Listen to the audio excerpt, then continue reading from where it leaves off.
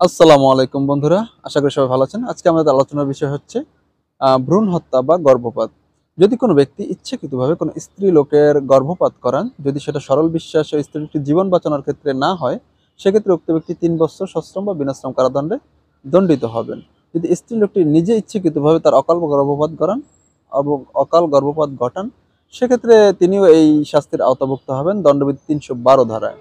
এবার ৩১৩ ধারা অনুযায়ী যদি কোনো ব্যক্তি স্ত্রী লোকটির ইচ্ছার বিরুদ্ধে তাকে গর্ভপাত করাতে বাধ্য করেন, সেক্ষেত্রে উক্ত ব্যক্তি ১০ বছর সশ্রম বা বিনাশ্রম কারাদণ্ডে দণ্ডিত হবেন, তদুপরি অর্থদণ্ডে দণ্ডিত হবেন।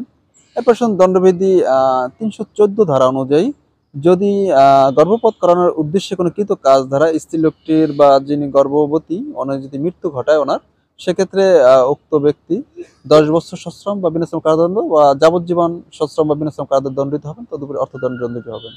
ধন্যবাদ সবাইকে। এরকম ইন্টারেস্টিং তথ্যমূলক ভিডিও পেতে আমার চ্যানেলের সাথে যুক্ত থাকবেন। আপনাদের কোনো জানার যদি কোনো বিষয় থাকে তা আপনারা কমেন্ট বক্সে লিখবেন। আসসালামু আলাইকুম।